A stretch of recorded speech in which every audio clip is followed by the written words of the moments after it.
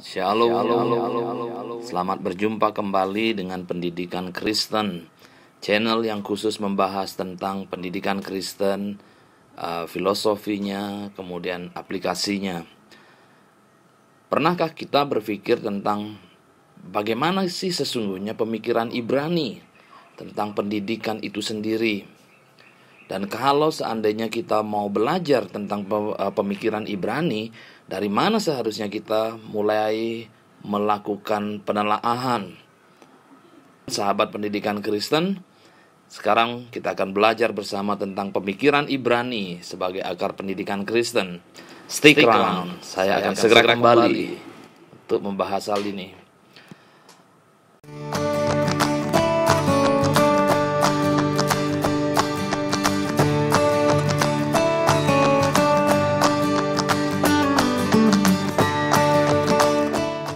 Kisah yang ditulis di dalam Alkitab sebagian besar dengan latar belakang tanah Israel. Di dalamnya kita akan menjumpai pemikiran, konsep, dan budaya Ibrani yang sangat kental. Salah satu kata yang digunakan adalah boda. Dalam bahasa Ibrani, boda ini menjelaskan pemikiran orang Israel yang memandang kehidupan sebagai sesuatu yang dinamis. Menariknya, kata ini juga memiliki arti bekerja dan penyembahan. Bagi orang Ibrani, belajar adalah sebuah bentuk ibadah. Pemikiran tersebut seharusnya juga menjadi cara pandang peserta didik Kristen dan setiap orang Kristen. Dengan menyadari dan menerapkan boda itu, seharusnya kualitas lulusan sekolah Kristen akan menjadi lebih baik. Saat ini, pembelajaran dan pendidikan dipandang sebagai sebuah usaha untuk meraih sesuatu yang bersifat sekuler belaka. Namun, orang Ibrani memandang usaha semacam ini dengan cara pandang yang berbeda. Bagi mereka tidak ada pekerjaan sekuler ataupun yang sakral, rohani atau duniawi.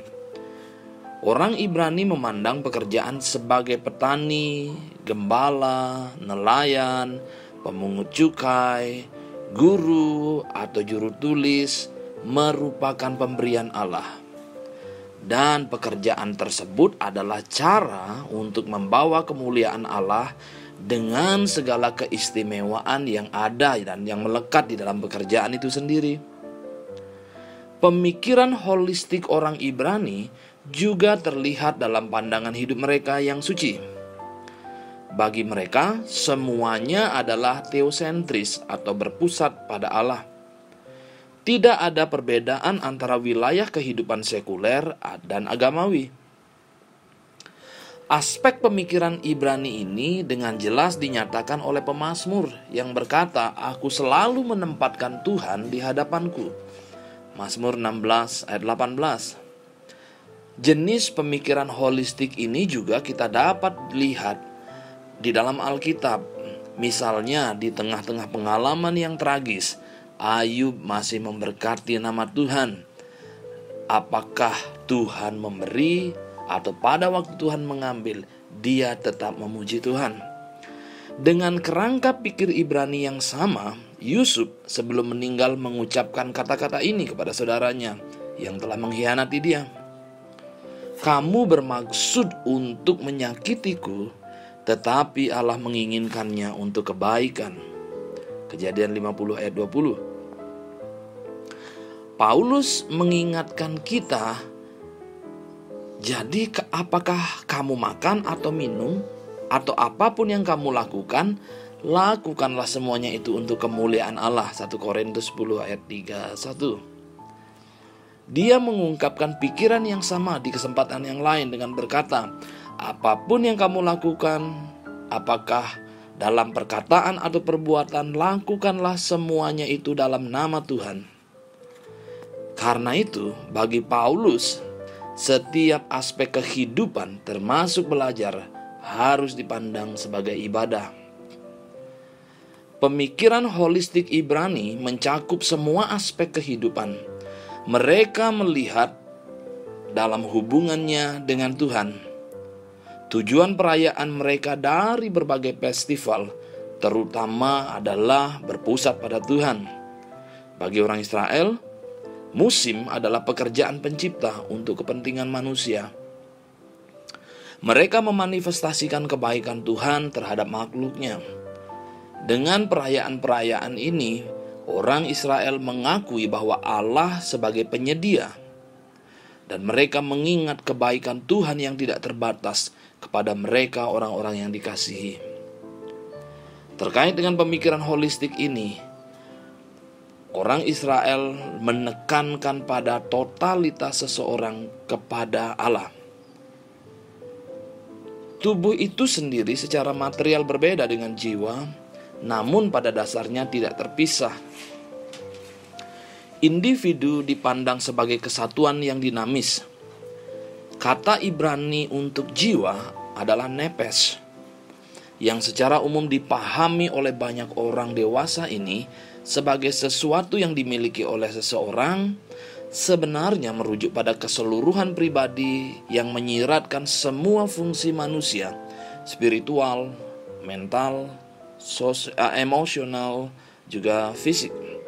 Di dalam Ulangan 6 ayat 5, Allah memerintahkan kepada manusia, kasihilah Tuhan Allahmu dengan segenap hatimu dan dengan segenap jiwamu dan dengan segenap kekuatanmu. Itu adalah panggilan untuk melayani dan mencintai Tuhan dengan penuh semangat dan gairah, dengan keseluruhan keberadaan seseorang. Apa arti penting perikop itu bagi kita sebagai pendidik Kristen? Kita harus memperlakukan siswa kita seutuhnya, mendidik mereka seutuhnya, tidak hanya secara intelektual saja, namun juga sebagai makhluk sosial, fisik, maupun spiritual. Faktanya, orang-orang Ibrani sangat tertarik untuk menghasilkan apa yang disebut oleh psikiater sebagai mens. Ini merupakan sebuah kata Yiddish untuk seseorang yang seluruh hidupnya secara holistik patut dicontoh. Di sisi lain, pemikiran Yunani adalah dualistis dalam pandangannya terhadap orang. Manusia dipandang dalam istilah dualistik jiwa dan tubuh. Kita dapat melihat pengaruh seperti ini di sebagian besar pendidikan modern masa kini. Dengan demikian, penguatan pikiran saja ditekankan, maka akan ada pengabaian kebutuhan fisik dan spiritual siswa. Melihat kehidupan Yesus di bumi, kita melihat bahwa Dia mencontohkan makna sejati dari kehidupan rohani. Kehidupannya tidak hanya dihabiskan di tempat-tempat terpencil, di antara gunung dan orang banyak, tetapi kehidupannya merupakan kombinasi kehidupan sosial dan soliter. Sebagian dari pemikiran holistik orang Ibrani terlihat jelas dalam pandangan mereka tentang penyakit. Bagi mereka, penyakit terkait dengan dosa. Penyakit adalah hasil dari ketidaktaatan manusia kepada Tuhan. Merefleksikan pemikiran menyuluh tersebut, stakeholder pendidikan Kristen dapat menerapkan implikasi yang signifikan dalam pelaksanaan pendidikan Kristen itu sendiri. Saat ini ada kecenderungan nyata untuk mengkotak-kotakkan seluruh program dan pengalaman pendidikan bahkan di lingkungan Kristen sendiri. Kegiatan sekuler dan spiritual dipisahkan, dilakukan dan dioperasikan di area yang terpisah. John Wesley Taylor V menggambarkan dengan baik bahwa orang-orang yang berpikir terkotak-kotak itu akan memandang bahwa di sekolah Kristen itu yang disebut dengan rohani adalah ketika ada Bible class, ibadah di chapel, kebaktian-kebaktian di akhir pekan. Namun setelah selesai semuanya itu, segala sesuatunya bersifat bisnis. Mereka memandang pendidikan sebagai perusahaan akademik dengan orientasi sekuler yang jelas. Nah, Bapak Ibu yang saya kasih di dalam Tuhan, sahabat pendidikan Kristen, dengan kita memahami inti atau pemikiran Ibrani tentang pendidikan, Maka sebagai akar dari pendidikan Kristen harus belajar dari pendidikan Ibrani dan memandang anak didik kita sebagai satu kesatuan yang holistik yang tidak terpisahkan. Oleh sebab itu, pendidikan Kristen harus mendidik anak-anak secara holistik, tidak terfokus hanya kepada kemampuan intelektual atau kognitif semata, tetapi juga membangun anak-anak di dalam kekuatan spiritual, sosial, maupun keterampilan. Kiranya dengan kita memahami ini, kita mulai menggeser tentang pendidikan Kristen yang sedang kita terapkan baik di rumah maupun di sekolah dengan kiblat pendidikan Ibrani dan pemikirannya. Kiranya Tuhan Yesus memberkati kita semua. Amin.